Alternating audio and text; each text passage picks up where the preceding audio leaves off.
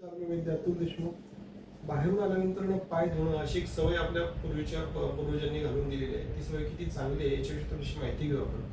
Generally होतं असं की आपण बाहेरून येतो, तर बाहेरून आल्यानंतर पायाची उष्णता वाढलेली असते. चालण्यामुळे देखील वाढते ती, किंवा उन्हामुळे देखील वाढलेली असते, दोन्ही कारणांना. आणि ज्यावेळेस उष्णता ती पायातली वाढते, अशा वेळेस बाहेरून आल्यानंतर जर आपण पाय थंड पाण्याने जर आपण तळपाय आपले पाय जर धुतले, त्यातनं पायातली उष्णता त्यांनी कमी होत असते.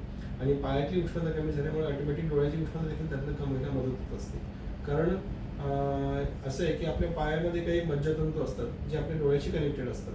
त्याच्यामुळं त्याच्यामध्ये पण आयुर्वेदामध्ये पण सांगितलेले की बाहेर आल्यानंतर थंड पाण्याने पाय धुवावे, रात्री झोपताना तळपायाला तूप चढावं, ज्याच्यामुळे आपल्या डोळ्यांची ताकद वाढायला तरी मदत होत असते. आणि ज्ञानेश्वरीमध्ये पण एक ओवी मावळीने सांगितलेली की पाऊ शीतळता लाहे तर ती डोळ्याची लागी होय. म्हणजे पायाला जर आपल्याला थंडाव्याचा स्पर्श जर झाला आणि थंड पाण्याने जर आपण पाय धुतले, तर ती थंडावा आपल्या डोळ्याला मिळतो. म्हणजे इतकं डोळ्याचं आणि पायाचं जवळचं कनेक्शन आहे. त्याच्यामुळं बाहेरून आल्यानंतर पाय धुणं हे डोळ्यांचं आरोग्य चांगले ठेवण्यासाठी नक्कीच उपयुक्त ठरतं. म्हणून बाहेर आल्यानंतर नेहमी पाय धुवून मग घरात वावरावं, असं एक आपल्याला जुन्या परंपरा आहे आणि ती खरोखर उपयुक्त आहे. व तिचं पालन सर्वांनी करणं आपल्या डोळ्यासाठी देखील चांगलं आहे आणि पायासाठी देखील चांगलं आहे. धन्यवाद.